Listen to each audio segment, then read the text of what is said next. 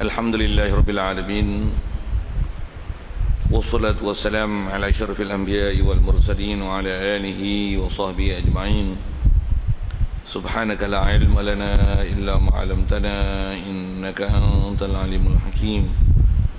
La hawla wa la quwwata illa billahil aliyyil azim. Rabbi shrah li sadri wa yassir li amri wahlul 'uqdatam min lisani yafqahu qawli.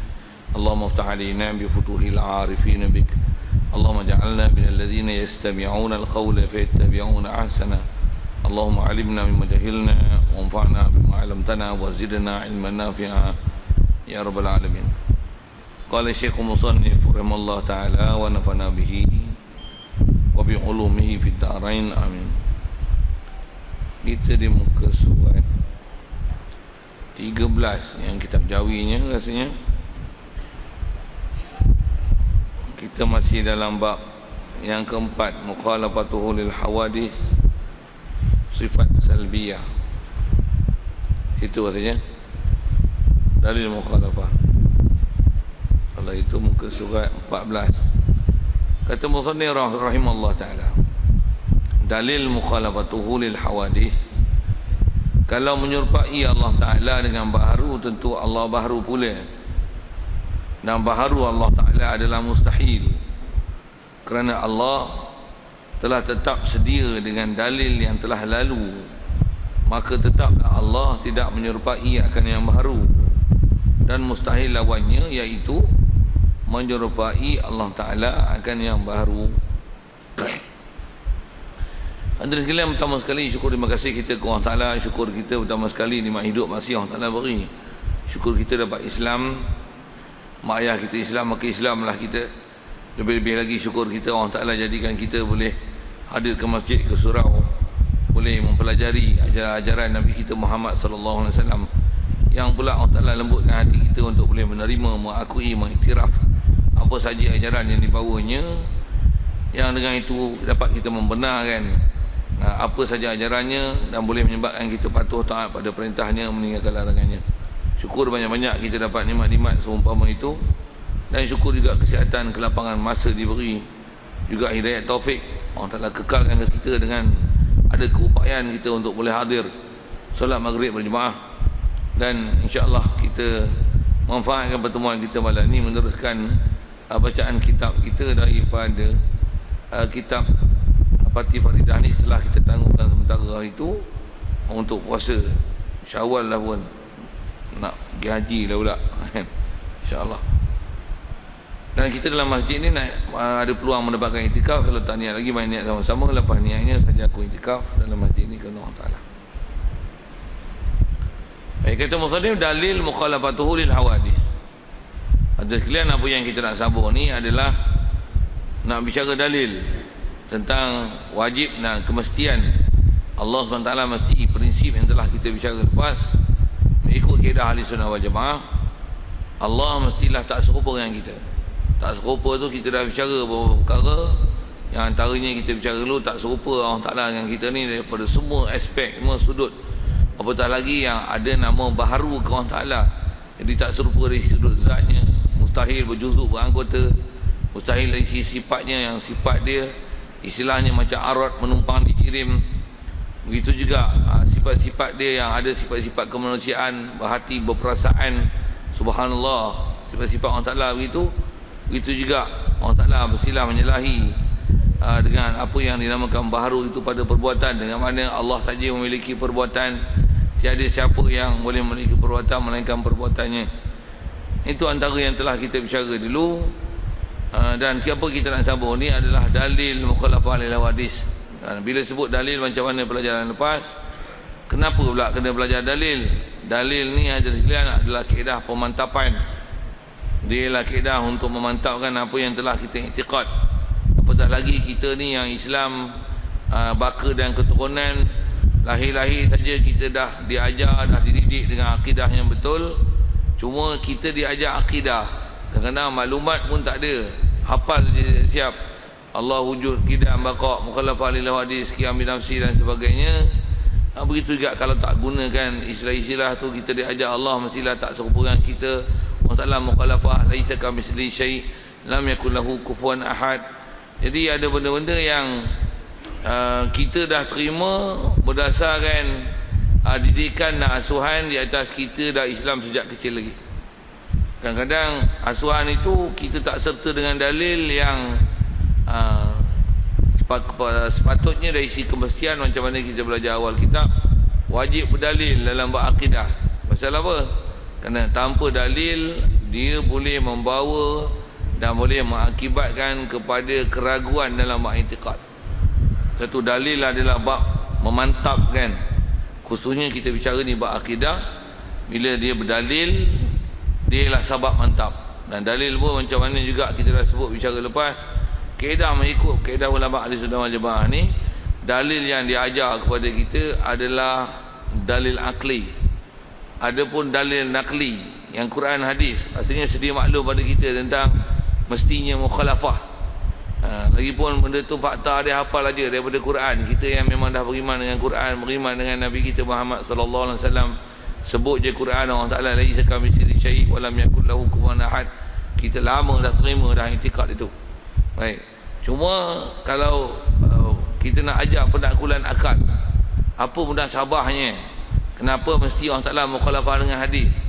Dengan hadis, dengan nama yang dinamakan baharu itu. Apatah lagi kalau kita nak ajak orang kafir masuk Islam dan kita nak buktikan bahawa kepada dia bahawasanya Islam ni lah satu-satunya agama betul. Tuhan lah sebenarnya, Allah adalah Tuhan yang sebenar. Allah lah satu-satunya Tuhan sebenar. Selain pada itu adalah batil. Antara ciri Tuhan sebenar itu mestilah dia tak serupa dengan makhluk, dengan baharu. Ataupun baharu Tuhan itu dengan tarif yang telah diberikan oleh ulama yang kita dah bicara dulu. Baru dengan mana setiap benda ada yang didahului oleh tiada. Allah Ta'ala mesti mustahil gitu. Kalau Tuhan dia mesti perfect, dia mesti sempurna, tak akan ada ciri-ciri kekurangan pada dia. Jadi antara kaedah kita nak berhujah dengan orang kafir yang nak masuk Islam, memang antaranya adalah dalilan. Dalil itu tak dapat tidak dalil akal.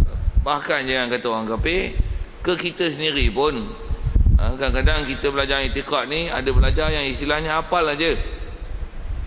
Memang nak mantap dia tak dapat tidak, ada sekalian mesti dengan ada yang kaedahnya dalil. Dan dalil yang nak diajar oleh ulama adalah kaedah ta'akul dan berfikir. Kaedah ta'akul dan berfikir. Baik. Kaedah dia gunakan bahasa begini. Dia gunakan bahasa kalau-kalau. Maksudnya kalau buat andaian. Jadi bahasa kalau ni kalau kita belajar dalam ilmu kaedah berdalil dan kaedah berfikir, kaedah qiyas, dia termasuk dalam istilahnya dalil istisna'i. Maksudnya menggunakan kalau-kalau nanti ada jawapan dia, tapi sebaliknya macam lain, maka akan dapatlah keputusan. Kalau saya buat misal gini, kalau hujan turun lebat lah ni, tentu orang tak ramai ke masjid. Saya nak gunakan bahasa kalau tu, tapi tengok ramai juga orang. Apa maksudnya? Tak faham, tak tangkap lagi tu, tak tangkap lagi. Duk ngantuk lagi. Duk tak selesai wirid dengan doa sembahyang maghrib. Tak habis lagi. Ni i'tikaf pun tak mantap lagi. Kau dengar saya sebut, kalau hujan turun lebat, tentu orang tak ramai ke masjid. Siapa? Ramai yang mari naik motor. Jadi kalau hujan lebat tak ada yang main masjid. Tapi tengok orang ramai. Apa maksudnya? Tak hujan lah weh. Faham?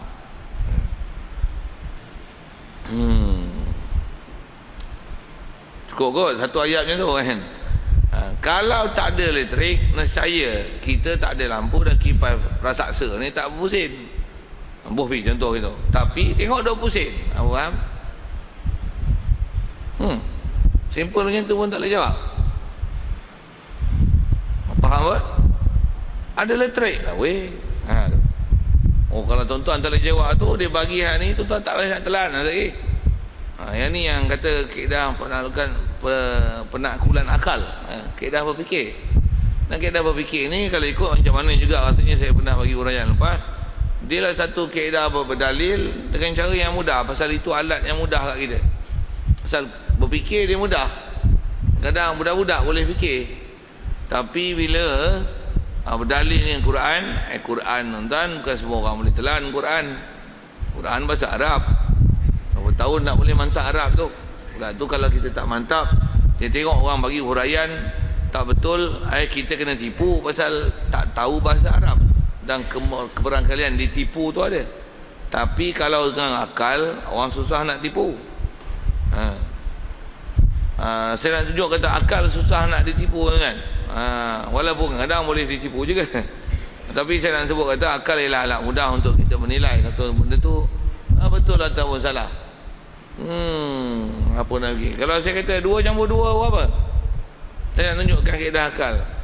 Kalau katalah tuan-tuan dah hafal fakta 2 campur 2 9. Tuan-tuan kata biar benar. 2 campur 2 kira tak? 9 boleh terima. Budak-budak boleh kata apa? Okay. Saya nak tunjuk apa? Tak payah belajar bahasa apa-apa dah. Dia boleh terima dengan spontan. Kaedah berfikir.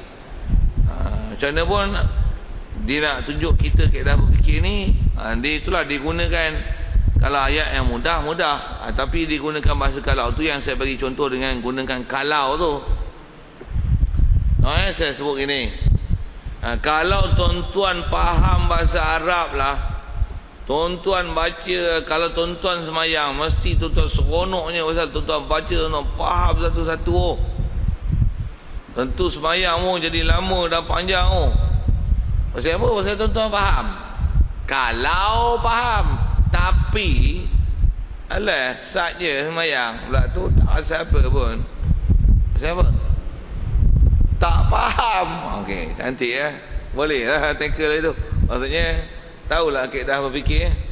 Okey, tengok kitab. Ni kaedah berfikir dia. Kalau menyerupai Allah Ta'ala dengan baharu, kalau menyerupai baharu, tentu Allah Ta'ala baharu. Bila baharu apa maksudnya? Dia pun asal daripada tak ada, lepas tu ada, baharu. Dia akan mati pasal ada yang mematikan baharu. Baharu pun takrif, ingat baliklah pelajaran lama tinggal berapa bulan tu. Baharu dengan mana? Maujudun yang qablahu adamun, benda ada yang didahului oleh tiada. Itu takrif mudah untuk nama baharu. Dan baharu juga antara cirinya dia terdiri daripada jirim, jisim, molekul, jauhar. Ada istilah-istilah yang kita dah belajar itu, cuma ingat tak ingat, datang tak datang, catat tak catat. Tu hal lah. Baik. Jadi kaedah dia kata kalau menyerupai Allah Ta'ala dengan baharu, tentulah Allah Ta'ala baharu pula. Cuma bagi huraian ke baharu tu. Apa maksud baharu? Maksudnya Allah pun kalau kata baharu kita makan minum, Allah pun makan minum juga. Sekalipun ada satu sifat baharu ke Allah Ta'ala, bila dia ada yang ciri baharu, tentulah dia baharu. Lazim daripada tu dia akan baharu. Istilah baharu tu, tu sekali lagi saya sebut, mesti dipahami elok. Dan saya rasanya bukan sekali saya dah bagi penjelasan tentang baharu itu apa dia. Jadi kalau dia baharu, tentulah kalau kata dia menyerupai kita, tentu dah dia baharu. Bila dia baharu, saya dia pun berhajat pada tempat, dia pun perlukan makan minum, dia pun nakkan ada anak isteri, pasal dah nama baharu. Kalau konteks asal ni, asal makna baharu tu sendiri ialah apa? Dia pun asalnya tak ada, lepas tu baru dia ada, dan dia ada pun ada yang mengadakan dia. Dan bila dia ada pun nanti dia akan sudah, dia akan habis, dia akan mati. Pasal apa? Pasal ada yang membaharukan dia. Kalau ada yang membaharukan dia, mestilah ada yang mengakhirkan dia. Maka kita berfikirnya tu. Jadi kalau Allah Ta'ala menyerupai kita, tentulah dia baharu. Tapi dia tengok, jadi cuma dalam kitab kita dia bubuh ayat dekat tu lah. Perkataan tapi tu tak ada. Atas kaedah ulama'-ulama' kita tuan-tuan, perkataan tapi ni biasanya dia tak bubuh dalam kitab. Pasal itulah kaedah penaklukan akal yang saya dah sebut awal tu, supaya kalau tak ada pun tuan-tuan boleh sambung. Maksudnya kalau itu dia punya pertambatan ayat yang dia nak sebut, macam saya sebut ni, kalau lah hujan turun lebat, saya tak ramai lah ni, tapi jauh ramai. Maksudnya tak hujan lebat lah. Jadi macam mana boleh buat andaian tu? Sendiri sambung lah. Ni pun kalau orang Ta'ala baharu, menyerupai baharu, tentulah dia pun baharu juga. Tapi apa? Nak kata dia ni asal daripada tak ada, lepas tu ada. Hari tu kita bincang lah, dia kodim. Nak kata dia ada kesudahan, Allah Ta'ala ni bakok. Allah Ta'ala pula memang wajib ada, dia bukan harus ada, dia bukan daripada tak ada kepada ada. Jadi kalau itu bukan ciri baharu tu, itu ciri Tuhan tu. Jadi bila dia berciri itu, tentulah dia bukan baru. Bila dia bukan baru, tentulah dia tak serupa dengan kita. Tu dia punya kedah berfikir dia.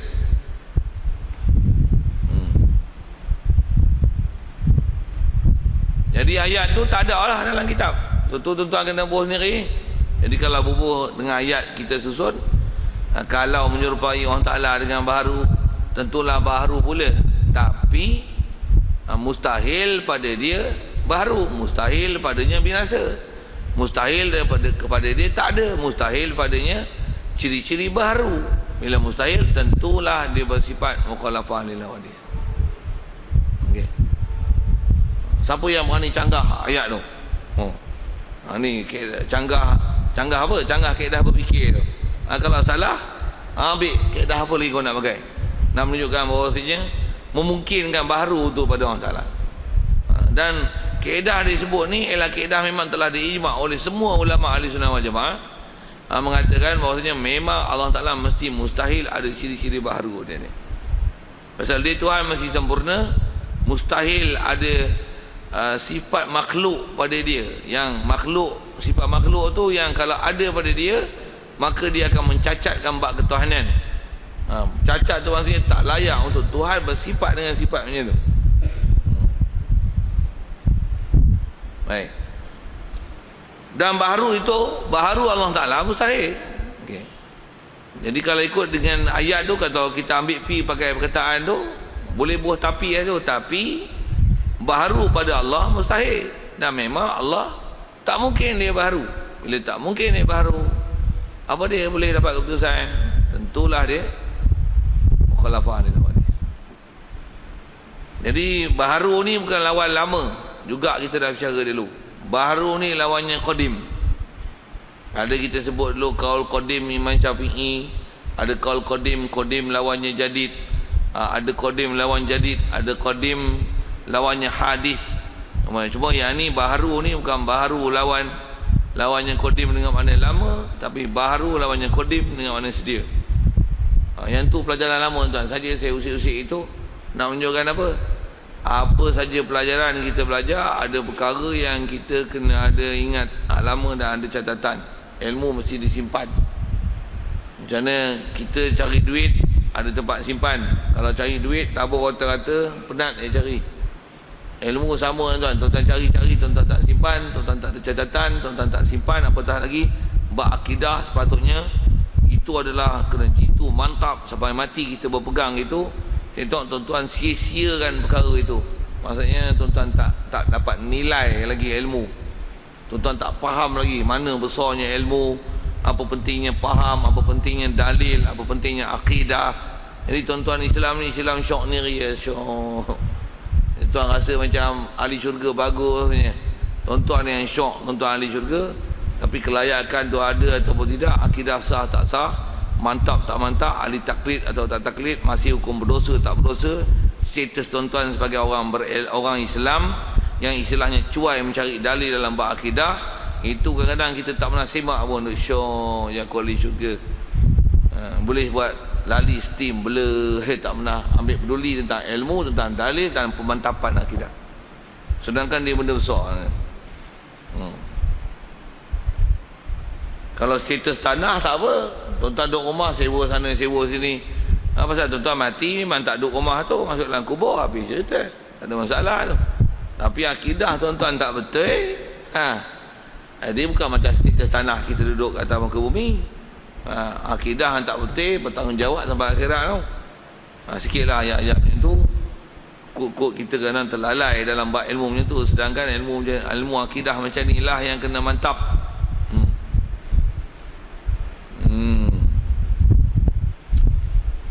Baik. Jadi baharu Allah Ta'ala adalah mustahil. Pasal apa kata mustahil baharu? Kerana Allah Ta'ala telah tetap sedia. Telah tetap dah, kata mesti Allah Ta'ala sedia. Sedia yang kalau bahasa dia pakai kidam. Allah Ta'ala memang kita dah bicara dah kidam. Tak percaya balik buat kidam, patah balik belakang, bahas balik buat kidam. Betul tak betul Allah Ta'ala kidam? Yang kata dengan sebab dia kidam, mustahil daur tasasul. Sebab daur adalah menunjukkan ciri baharu, dan mustahil akal ada yang menjadi dan dia yang menjadi tapi dia yang kena jadi, ataupun ada yang menjadi tapi yang menjadi dia tak kesudahan. Daur dan tasasul tu adalah mustahil, tak masuk akal langsung dalam bab ketuhanan. Tak faham dalam bab qadim, patah balik, ngaji balik bab kidam. Yang ni yang kata kaedah dalil, bila tak faham dalil di atas, patah balik pergi ngaji balik dalil bawah. Yang ni yang kalau kita konsep belajar pun tuan-tuan belajar darjah 1 tak lulus, tak boleh naik darjah 2. Memang dulu punya sistem pelajaran macam tu. Cuma sikit saya nak relate dengan saya sebut sistem pelajaran tu. Cuma kita lah ni darjah 1, darjah 2, darjah 3, darjah 4 tak lulus pun naik. Tu yang sampai SPM pun bodoh punya alif bata tak boleh. ABC tak kena. Pasal apa? Dia tak ada sistem tahap pengajian, duduk di mana kelas yang sepatutnya. Tu yang walaupun habis sekolah tak kerti apa. Tak. Begitu juga macam kita ngaji masjid kan. Kita tak ada pengkelasan tau. Ngaji pun ngaji umum je. Boleh tak boleh, faham tak faham, duduk luar ke duduk dalam, tak ada kitab ke tak ada kitab, dia tak ada penilaian semula. Apa yang dah dilontar dengan apa yang tuan-tuan kutip. Lepas tu naik je kelas, ustaz tukar pun tukar lah, habis kitab pun habis kitab lah. Tuan-tuan macam mana? Duduk macam tu, relax, kot lah, nak relate yang sikit dengan suasana tu. Kalau ulama dulu tuan-tuan satu belajar sikit lah. Itu untuk menjaga sistem belajarnya sikit. Baik, jadi Allah Ta'ala ni nak kata baharu mustahil. Pasal Allah Ta'ala memang kita dah bicara lepas, dia kidam. Tak faham tu kelahi balik buat kidam. Dan kita dah sabitkan Allah Ta'ala ni sedia ni dengan dalil yang telah lalu. Dan sabitnya kidam pada Allah Ta'ala lah, itu adalah antara ciri besar yang menunjukkan mustahilnya apa saja nama baharu pada Allah Ta'ala. Pasal setiap yang kidam, yang tak kidam, tentulah dia baharu, dan baharu mesti tak sempurna. Kalau kaedah yang sebut ulama kata wa kullu ma jaza alaihi al-adam wa alaihi qat'an yastahilul qidam. Setiap sesuatu yang boleh binasa, rosak, hancur, dia berubah daripada satu hal ke satu hal, berhajat kepada satu, mustahil akan ada sifat kidam.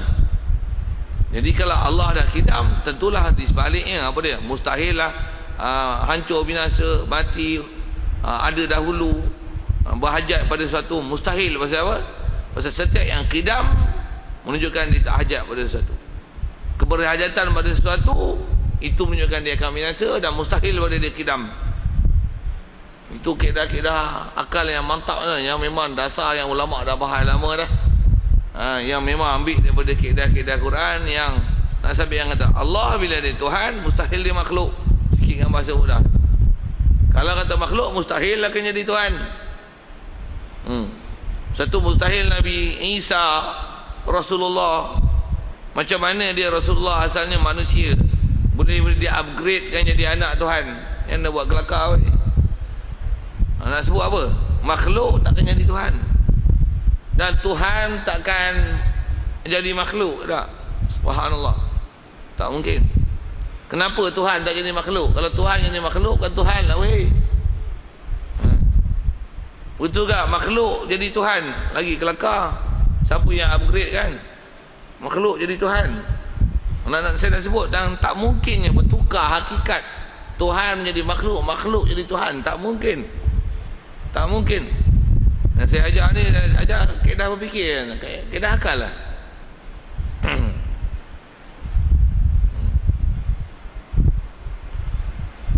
Jadi bila orang Ta'ala dia kidam, tentulah apa ciri yang menunjukkan berhajat pada sesuatu dan serupa dengan sesuatu dengan makhluk adalah mustahil. Pasal makhluk tentu berhajat.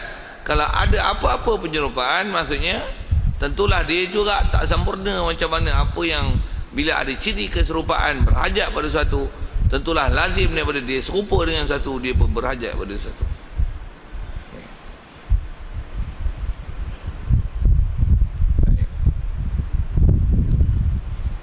Jadi bila dah sabit kidam, tentulah sabit juga mukhalafah. Jadi tentulah bila sabit kidam, mustahillah lawannya, lawan bagi mukhalafah. Apa dia? Menyerupai Allah Ta'ala akan baharu. Baik. Jadi bila Allah Ta'ala mustahil menyerupai, tentulah mesti menyalahi baharu. Jadi bila dia menyalahi, tentulah mustahil menyerupai. Sebab dua perkara ni takkan bertembung. Macam mana? Ada dan tiada. Dah ada mustahil tiada. Dah kidam mustahil sedia. Mustahil baru silap sebut. Tu terjemah. Dah kidam mustahil baharu. Kalau kata binasa mustahil kekal. Kalau kekal tentulah mustahil binasa. Mestinya. Kalau tak serupa dengan baharu, tentulah mustahil menyerupai baharu. Dua perkara yang takkan bertemu. Dah hidup takkan mati. Mati takkan hidup. Kalau perkara macam tu, kalau kita belajar berakidah dan kita berfikir dua benda berlawanan macam ni, dia malah jadi tabi'ah ni wala yartafi'ah ni, dia takkan berhimpun dan takkan terpisah dua-dua. Takkan ada satu perkara yang dia ada tidak, tak ada pun tidak. Mana boleh? Ataupun dua-dua, dia ada pun ada, tak ada pun tak ada. Allah menyerupai pun menyerupai, tak serupa pun tak serupa.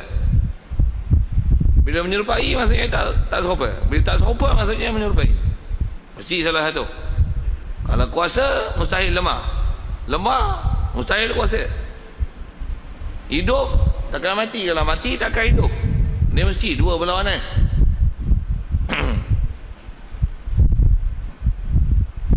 Baik.